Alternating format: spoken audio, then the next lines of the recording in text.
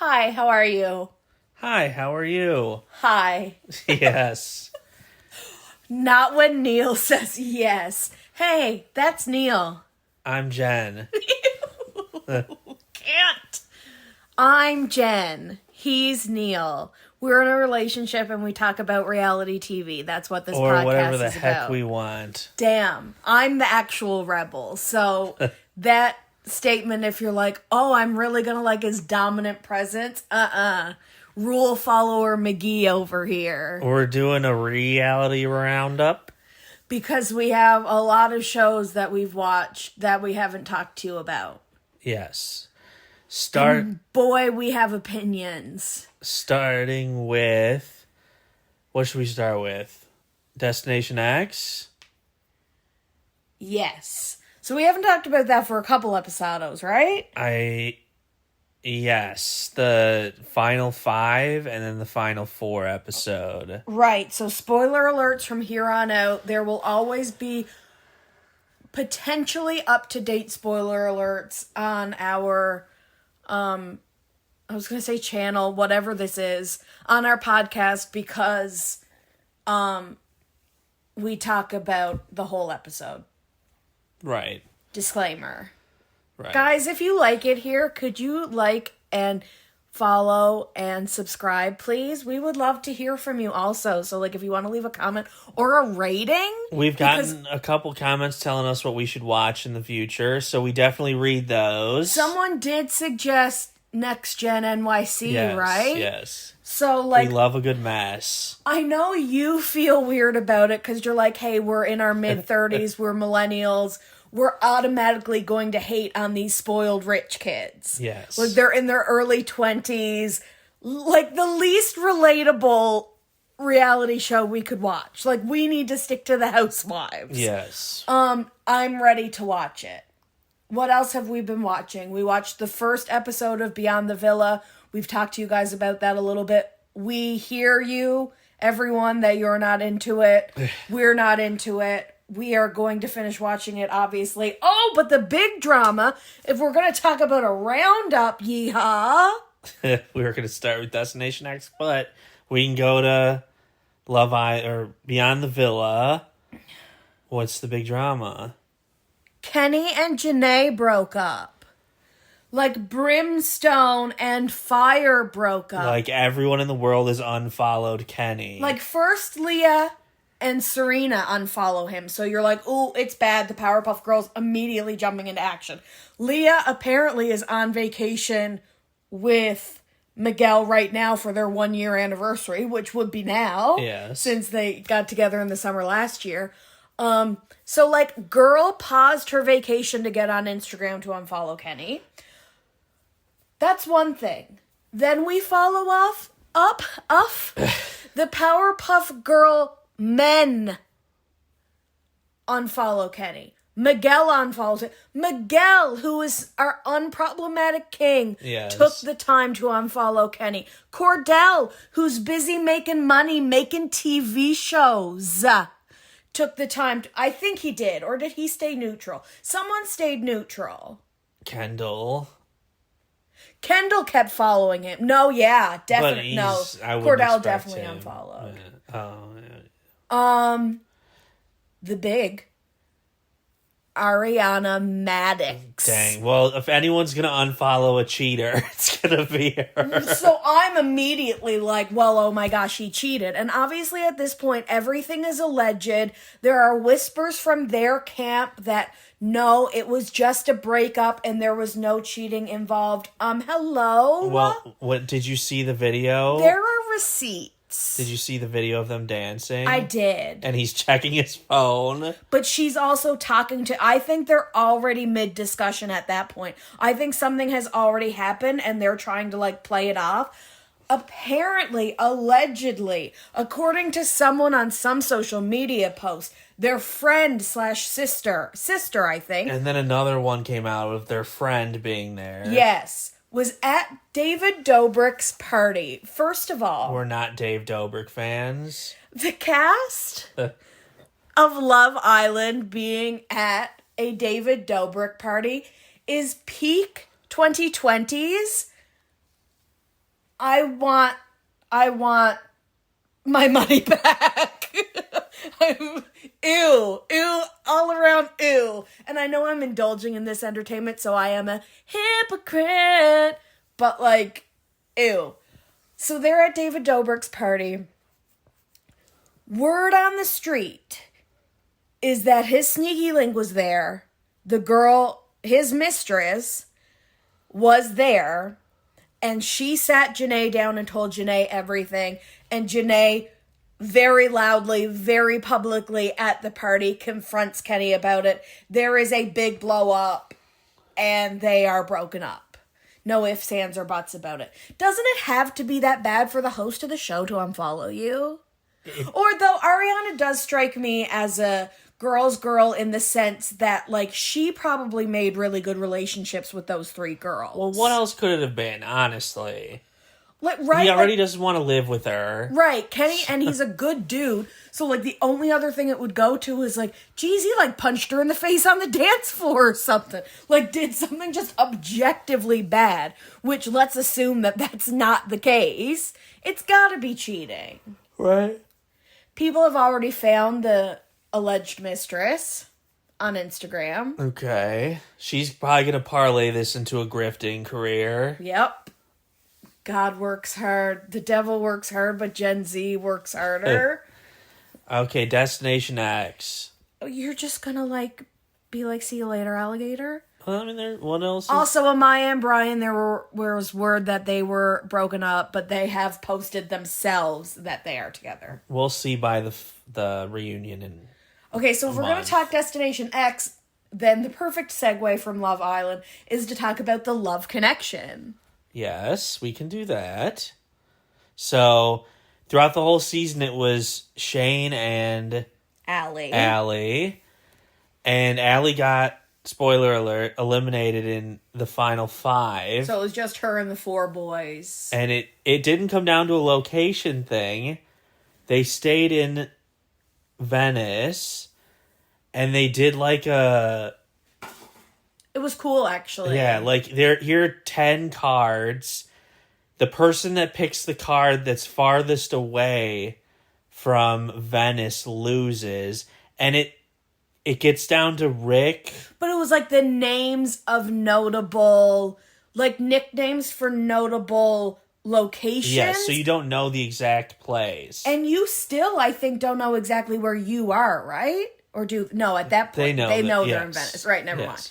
So you have to be, you don't want to be furthest from Venice. And it was Pilot Pete, Rick, and Allie. And Rick and Pete are working together, unbeknownst to Allie. And so it gets down to the final 3, and Pete, he's victorious, so he picks who's going next. And there are only 2 cards left. One is safe, one is go home. Yes, so he picks Rick to take the 50-50 chance. Which was such a smart move. Yes. Because you can assume that Allie doesn't know, but at this point she still has a 50% chance of guessing. Destiny in your own hands. 100%. So good. So Rick has a choice between the Raven Tower and the Emerald Isle. Which everyone knew at that point the Emerald Isle was probably as far away as you could get because it's like Ireland. But they didn't know what the Raven reference was from. So it's like, well, we know Ireland is far away, but what if this place is farther away? And you don't know because you don't know the place. Right. So Rick picks the Raven Tower, which ends up being the Tower of London, which we just visited last summer. And they have like pet ravens. Yes, like they have ravens who guard the tower. Yes. And like poems about the ravens. And like the ravens are a big deal. So Allie has no choice but to pick the losing card. And on one of Peter's turns, he guessed one. And he was wrong about the place, but he was still right that it was close enough. So the romance side of it is Allie is not with Shane post-game, but instead with Mac. How cool is that? Allies to lovers. And like afterwards, apparently they were like traveling together. Because they've been interviewed about their relationship. And Allie said that they were in Finland. And it was one of those, we're sharing this small bedroom together. Like they really are a book trope. and she like felt butterflies. And on Mac's side, she had labeled herself previously as asexual because she just never felt any like sexual feelings towards any gender. And so when she heard the term asexual, she said, oh, that's probably me then. That must describe me. Because here's the thing, you don't know, and you don't know what you don't know. And she said, but she felt those feelings towards Allie, and it was really the first time she felt that. How cute is that? It's a very cute story. We don't know what happened between Allie and Shane, probably just the real world. I imagine they didn't even try on the outside. Because he doesn't win. But... How do you know? We just... So, Final Four... gets on the move from Venice, and they get their hints that they don't pick up on. And after only one set of hints... No, let's tell them the hints. Okay, well... And then you guys pause and take a second to figure out what links them all. Okay, so they are each of the four boys are, first of all, horseback riding through the, like, mountains. Super cool. I would be afraid, though. There were some steep moments that I'm like, what if my horse just... And Biggie's horse was a diva. Oh, yeah! Anyway, so they're horse riding to these boxes. They each only get to look in one box. So they're basically going to have 4 parts of the same clue, but if they choose not to share the information, they're going to have to figure out what that clue means with one piece of information. So Peter opens his box. No.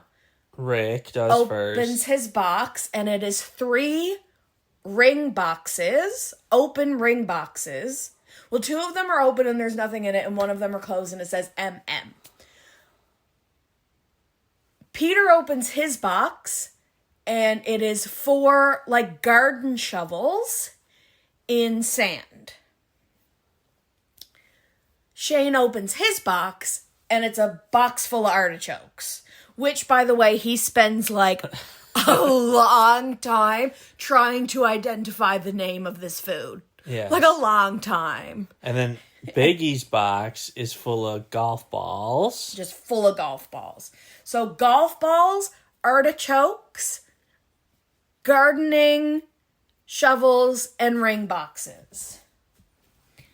I get it. You get it before anyone else. I got it. I got where they were going from the title of the episode. Which is crazy.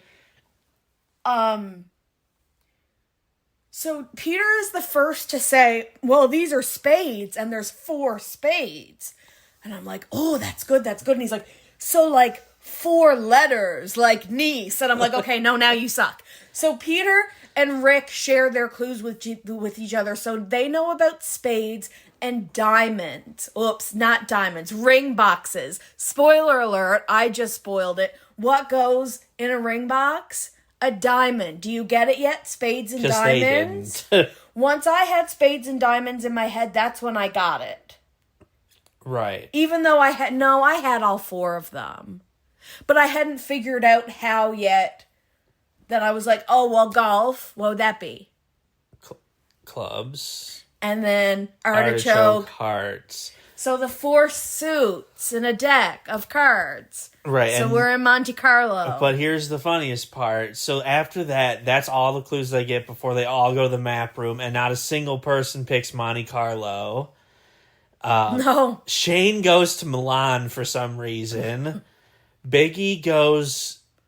He goes, like, southern France. He's still on the board because they know they're by the ocean except for Shane. Yeah. He sees the mountain. He doesn't know there's, like, sparkling, beautiful water on the other side of it. Now, they did get a clue last episode of an anchor. Rick and Peter are the only 2 who know that, right? A golden anchor. Right. So, Biggie still knew it was the coast, but he was further down the coast, like further west. Right. But Rick and Peter put theirs in basically the same spot in Cannes, or right next to Which, Cannes, lucky for them, are closest 10 to miles, Monte Carlo. Yeah, only 10 miles away. But then, because we're only 20 minutes in the episode, Jeffrey Dean Morgan comes back and is like, Ha ha ha, no one's going home quite yet. Come join me on my yacht. And so we go to Jeffrey Dean Morgan's yacht, and they play a game of roulette.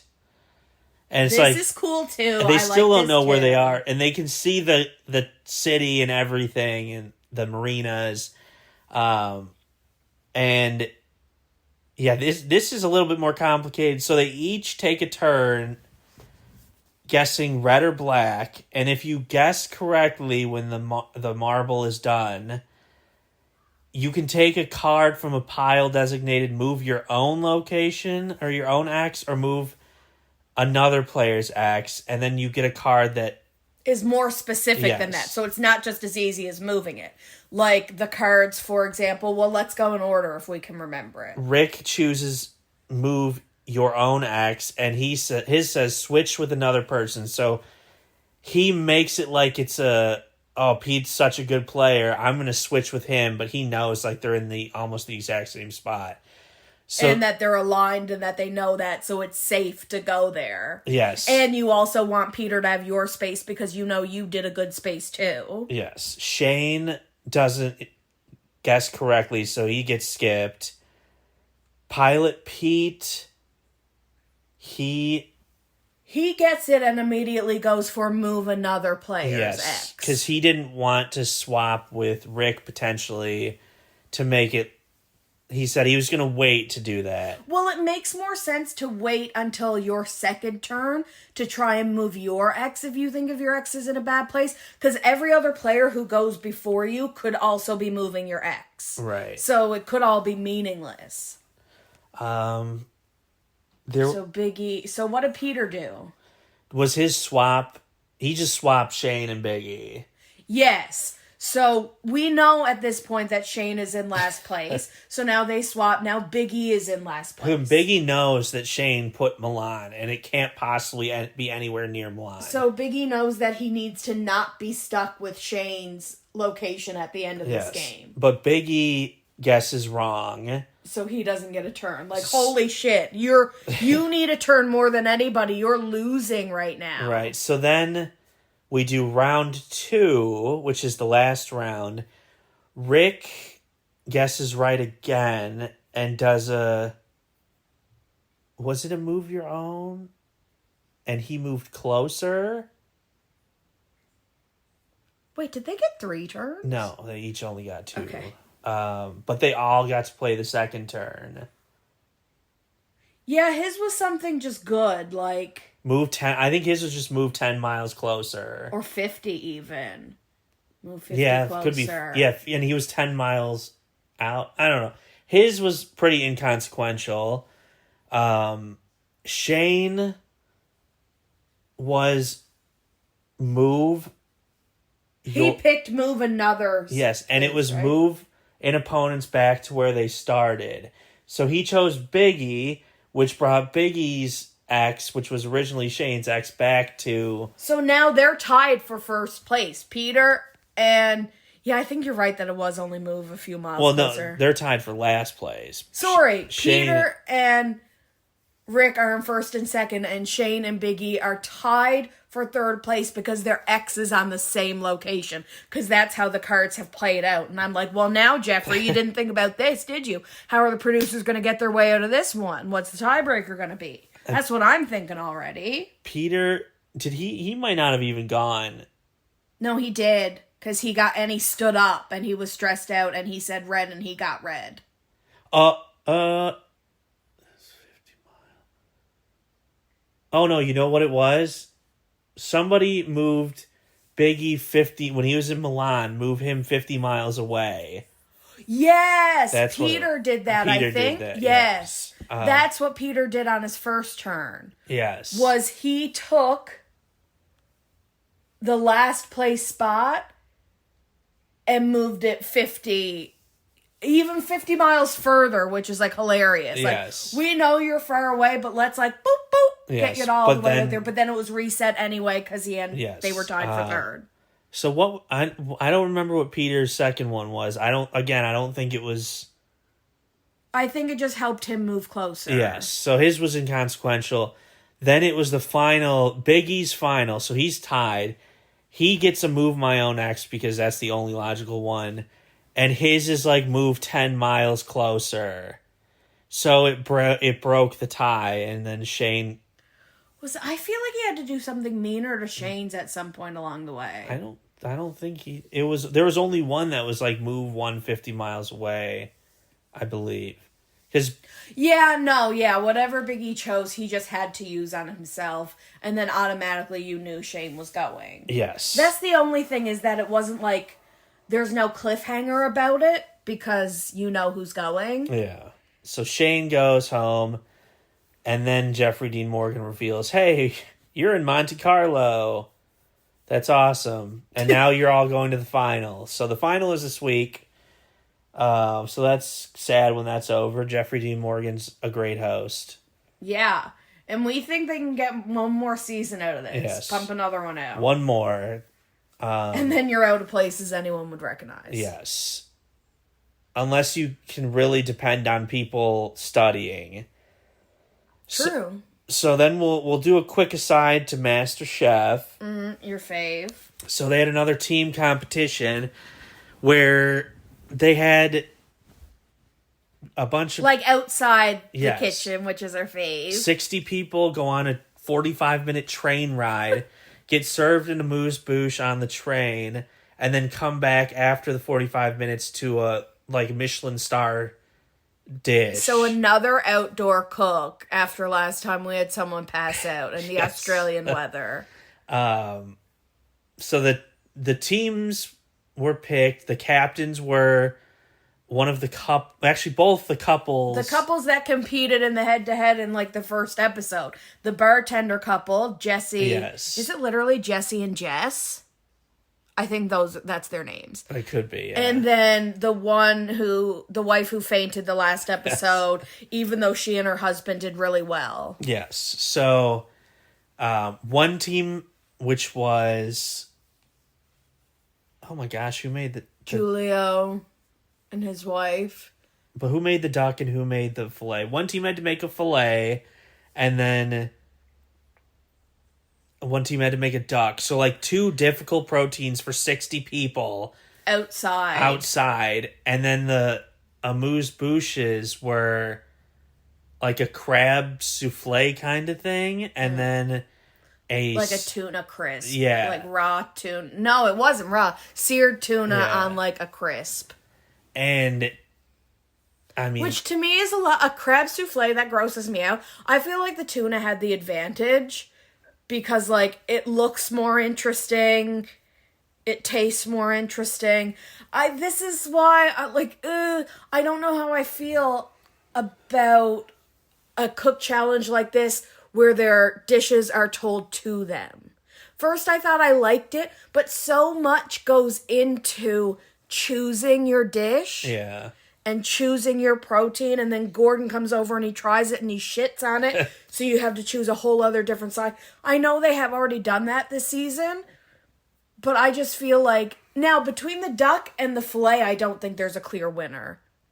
It's so because either or, and I'm thinking for people's taste too. It's not like you're saying, oh, this person's doing a filet and then the other person is doing trout. Right. They're pretty comparable. But fancy meats. Those are two, no one this season can cook a filet. No. It's so hard to get a filet right. And you're cooking 60, and you have to get a medium rare. And everything has to look the same. Yes. And your side, 60 plates have to look the same. And you have two people off on the train serving the amuse-bouche during most of the prep time. So...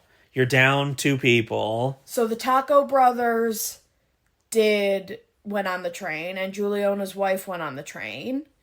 I think they did a fine job. I think that all went smoothly. It was the prepping all of them that was more difficult because people didn't know how to cook tuna. Oh my gosh, the aunt. Yes. Does not want to put oil in her pan. They're like, are you searing this dry? Yeah. No, the sesame seeds are not going to get brown. You need a little bit of oil.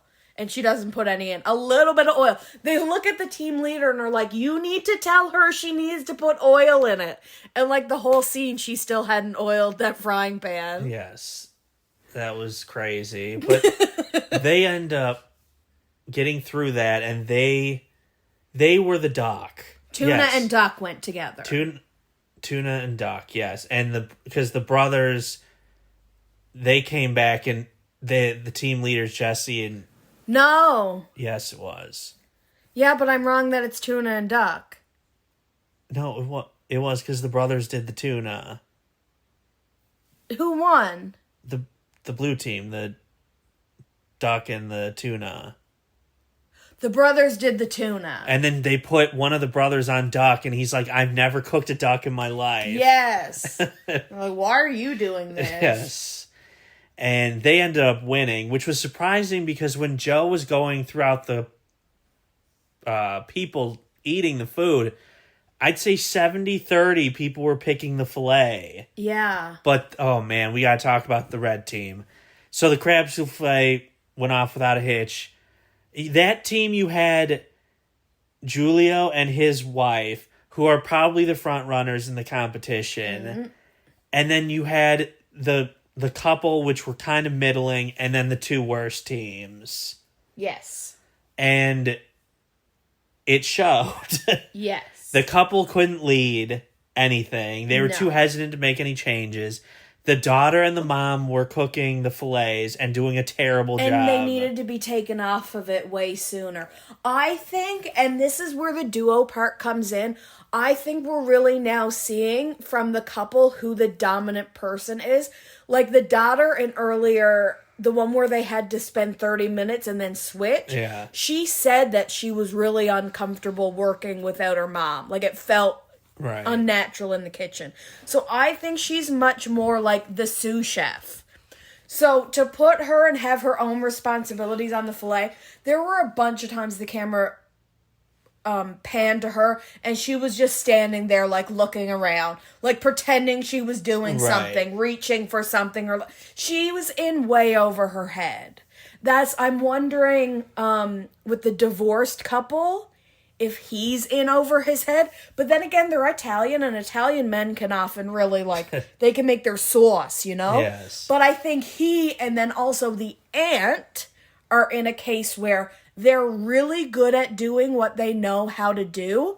But a competition like this where it's like, here, recreate this, or here, make this that you've never made before, I think they are in over their heads. Yes, and luckily for the divorced couple, they were on the winning team. Yeah. And then, the red team, the losers that made the fillets, they had the married couple that were the team captains that lost last time, so who have been on the bottom almost every week. So, it was a bad team, and the couple captains were told repeatedly to replace the mom and daughter from doing the fillets, and they just sort of left them to do the fillets. And then there was someone on which team who was making the spinach and was like all alone. It was like drowning. The couple that were the losing captains last time, because everyone was focused on the fillets. They were doing like 4 different things by themselves and not being checked on. So the collard greens were being ignored because they were trying to keep a sauce warm. So it was just horribly managed by... Yeah, imagine. So one person is working on the meat, or like one team is working on the meat. One team is plating, which is usually the captains. And then Julio and his wife came back and had to help with the fillets. She's completely alone. But then, oh no, because they were... Okay, yeah, that's the team that were on the sides all along. But imagine, so... one team is responsible for the meat, and then you're responsible for everything else. So there's a starch, there's a green, and there's a sauce. I get that it's all on the stove, but like if you've run out of ingredients, well, now you're chopping. Yes. So it's hard to watch and chop at the same time, and watch and chop and now serve you what's ready. And their problem was they were making really small batches at a time. Yes. And when Julio and his wife came off the train, they immediately had to go help with the fillets. Right. Which is... the captain should have taken over doing the fillets from the start. Yes. Well, eventually they did send the daughter up to plate, which is where she should have been. Yes. Because she can't cook by herself. And when you're cooking 60 fillets, you can't do it with your mom. You each have to do a pan of fillets. Yes. So... Like, the searing should have been happening so much faster and better. Well, they didn't even have a sear on it. Gordon had to come over and be like, this isn't a sear. Right. Or someone did, one of the judges. Also, one of the contestants called Tiffany. And she says, they usually call me chef. And I'm like, oh, God, I'm sorry, ma'am. I mean, chef. Yeah. Oh, man. What a boss bitch. With her being disappointed in you would just crush me. Yeah. Oh my gosh, like the episode of Dallas Cowboys cheerleaders making the team, where their girl, the potential cheerleader, is really energetic, and she's like, girl, yes, girl, and Kelly says, can I just give you a little professional advice? And the girl says, yes. She said, stop calling me girl. And I'm like... I've never been to the principal's office. You were making me want to throw up. Oh, yes, ma'am. I'm so sorry, ma'am. I was raised a Southern girl. My mom would be so ashamed of my manners. Yes, ma'am. Yes. Anyway, call her chef. Yes, it was... Only Joe was Joe. So the duck team, the blue team, the much better constructed team. Yes. Which they didn't get to pick their teams. They just separated where they were standing. Down the middle. Which was really unfortunate. Stand next to your friend, but then don't. Because what if it's 1-2, 1-2, 1-2? I feel like I'm bringing back a lot of anxiety, like school anxieties for people right now. If I am, I'm cleansing the air of that right now. We don't need those feelings in our lives. Unless you had a great high school experience, which if you did, like, I'm so happy for you that you didn't go through any teenage angst. So the losing team faces the dreaded pressure test, which, now that we're down to 4 teams, I feel like you can't dedicate an entire episode to it, but I think we are. Especially... They could do multiple pressure tests. They could do eliminate one, eliminate, yes. or keep one safe, keep one safe, keep one safe till someone's out. Quite a few seasons, and then with the Black Jackets in Hell's Kitchen, like you start with 5, and the best gets to go up to the dorm or gets the jacket each time. I love something like that. Yes, that's the way you stretch out a pressure test. Okay, you can go up to the balcony. Then now you 3 teams go back, and it's always something to do with, like, you know, it's not 3 full cooks, but it'll be like make one of each style egg, and then it's usually something easy again as the second one, and then the final 2 are in like all right, you have 30 minutes to make a gourmet this. One time it was like cake. One time it was like 3 desserts, I think. Yeah. Another time I think it was... Oh, no, now I'm thinking of the Physical 100, but with the cooking, where it was like everything was... Tofu? Yeah. That was tofu wild. after tofu after tofu. Have they ever done that? Like chicken, but you're going to make it 3 different ways if you have to keep competing?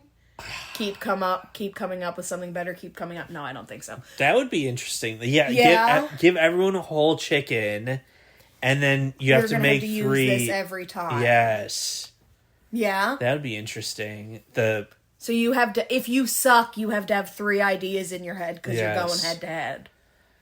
I don't even remember the preview, and we watched it yesterday. So, I hope it's like what I said. Yeah. Well, 4 teams. You'd have 1 team safe, then 1 team safe, then 2 teams going at each other. Because that would be kind of crazy to spread out the entire episode if it's just here's your ingredient mystery box. Cook. Yeah. But then if you do something like that, you have to take up enough time that you don't really have time for anything else big. Because there are too many contestants still in the show to have anything complete. So, we'll have to see how they stretch it out. I hope it's not just one cook. Yes. But they'd have to focus on each team, like, so in depth. Which I guess you do more so when you only have 4 cooking. Yeah. No, I hope it's something like a skills challenge, like eggs a bunch away, or I feel like it was even lava cakes once. You'd it was have like to- things that are technical but don't take a lot of time. Like you can do it in 20 minutes. Right. Well, what was it? I know, I'm trying to remember more I think in one of the examples. MasterChef Canadian seasons, one of the stages was you have 3 eggs and you have to use it 1 egg each and you don't get a second egg. Yes. I imagine here's 4 eggs. You each have to do 2 different styles.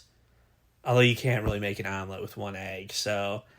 No, what do they have to do? Sunny side up, poach, and boiled. So that Maybe you not wouldn't do an boiled. uneven number for a team though, because you'd want each of them to at least have to do 2. So okay, just instead of limiting your eggs in 10 minutes, you have to each do 2 types of eggs. That's too easy. For home cooks though, Yeah. in Hell's Kitchen they couldn't even do it. We did just watch them do an egg competition, didn't we? Each person had to do.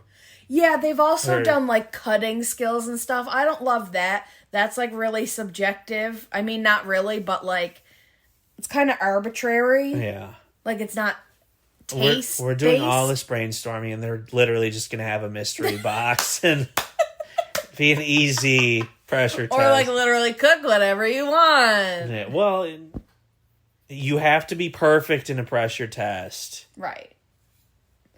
What else? Amazing Race Canada. Guys, it's so good. It's so good. Please watch it if you can find it. My only complaint has been because they're locked in Canada. Which I love.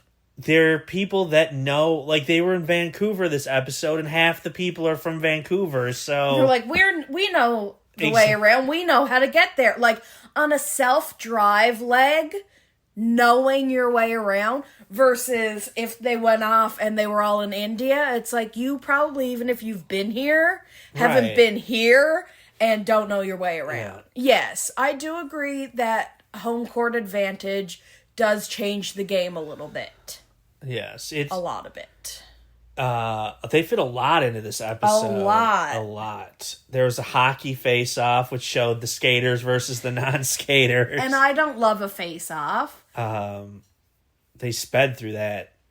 Did. They had to get to a point and had 2 flights, which really didn't come into. Not at all. Play. They landed an hour apart from each other, but I don't remember there being this distinct, like, we're the front of the pack, we're the back of the pack. A little bit. Because the movie town they went to, I think it was all just separated by like 5 minutes. So didn't matter. Like it was, everyone got there and then had to wait, and then they could go in order, which they each had to memorize a bunch of lines for and a scene. people did well with that. That usually memorization Except for challenges screw people the mom up. and the son. Yeah.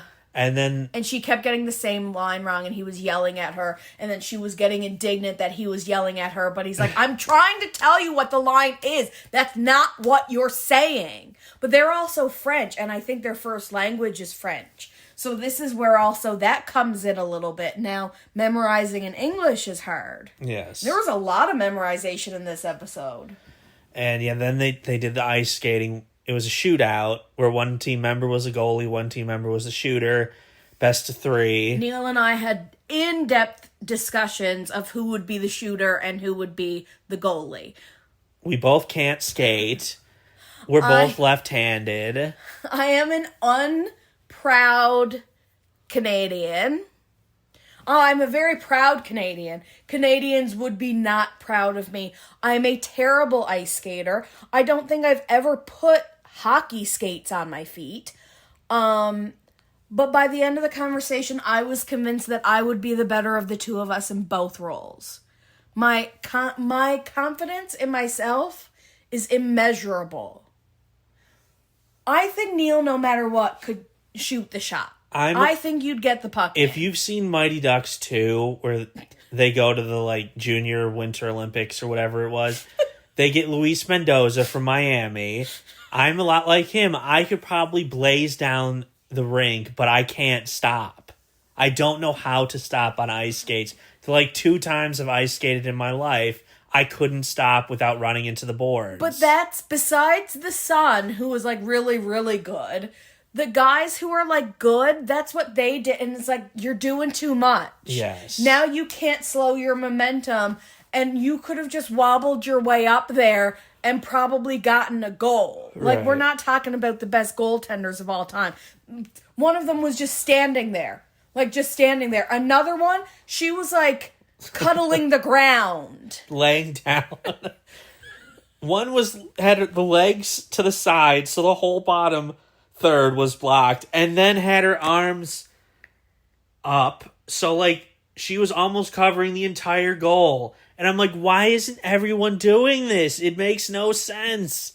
You can't just lay down because someone can just plop the puck over you. And obviously that's not going to work if you're playing against these great players. But guess what? If you're blocking most of the net, they're not going to be able to get it in. So once everyone was done with that, they had to choose between getting a riddle at an antique store and finding the item that coincides with the riddle. Which I think is so much fun, but also scary. Yeah, in this massive antique store. And then the other one was at a fort where they sell indigenous... medicinal plants. But in food and drink form. Right, so a raspberry lavender lemonade because that would help your mood, or this will help with the sore throat, or this will help with diarrhea, etc., etc. So you had to find a person that was sick and listen to their symptoms and then bring them 5 items that correspond with those symptoms and tell them what you brought them. The name of the item and what it helps with. So memorization again, but pretty easy memorization, because you could split up 5 things between 2 people. And all you have to remember is name and this is what it does. When you're talking this is what it does, it's a couple words for your sore throat. Yes. For your memory. For your mood. That's not... Yeah, so... It's very doable. 80% of the teams went and did that. We had a double U-turn vote, which we haven't talked about. Yes. Which is relevant because the guys who have gotten in first so far, the drag queens, right? Yeah. Well, One's a drag queen. Yes. They convince the team with 2 express passes to give them one of them because, hey, we're going to get U-turned at the board. So getting U-turned means you have to do both tasks. So we'll burn it and still have to do a task like everybody else, but we'll burn it at the other one. So that way no one gets ahead of you. You're giving it to someone who has to do 2 things. Which is a great strategy if you're the people that have 2, because you have to give one away.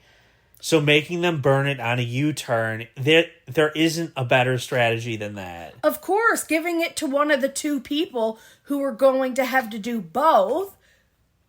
You still have someone who's behind. You're never going to give it to someone who's on an equal playing field with you. Why would you? And you're not going to beat these 2 best friends. Anyway. Right, so give it to a team isn't going to use it and screw you over. And you've earned their favor. And they did it sneakily to the point when they show up to the antique store, they take out a clue, walk over to the attendant, give her the express pass quietly, get the clue, and he comes out and he's like, I just found that really quick. Yeah.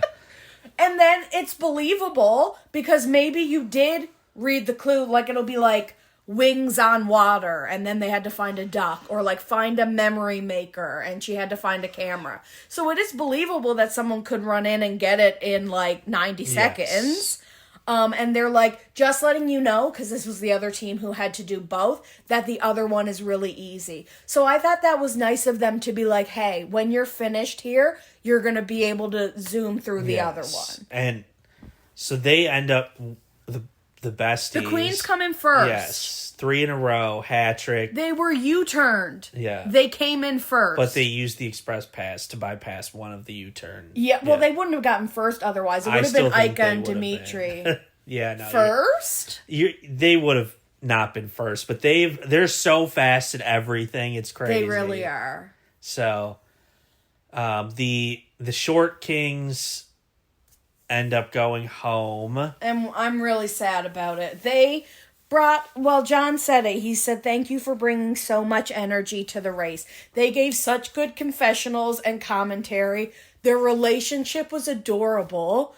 He talked about what an honor it was being on the show and being able to experience the country and represent the country. And he got choked up and couldn't speak and started to cry. And they had this little banter of like, we said who was going to cry first, and he said it was going to be me. And it's like, be more likable on your way out. Yeah, I wish this would have been a non-elimination leg, but you can't do that with 2 U-turns. Right, we did those U-turns for nothing. Preview, though, they're going to somewhere they've never... I don't think they've gone to the territories at all. So they're going to, like, the Arctic coast. So cool. And it's snow everywhere, lots of huskies and sled dogs. And snow pants and... people not ready for snow. So that's really cool. I'm excited to see that. It's super cool. Watch it. Come experience Canada. Yes. I've been very enjoyed it. It would be nice if it was a little more competitive so far, but... Neal does hate when the same team is just dominating in the Amazing Race. Yes, but this is early going. We'll see how... But they're so well-rounded, I think they're going to sweep the entire game. Love Island UK, maybe we'll give it its own episode. We are finally, because we're in Canada, so we're behind. We watch it on Crave, right? Yeah. Which is the equivalent of what? No, it's not on Crave. No, it's not, it's on Amazon Prime. Yeah, but like Hey You. Which is like my Bravo. So maybe if you have Bravo on demand, it has the UK one. It's probably easier to watch in the US anyway. It not always is, though. Okay. When it comes to the UK stuff, we just watched Movie Night. We should probably do its own episode. I just told them that. Yeah, okay. I didn't... It sounded like you were... Maybe we would. No, you're just not listening to me. We're going to do an episode about Movie Night and like... The last 5 episodes. What we think We're gonna so do far. Yeah, chunk. Because a lot has happened, ?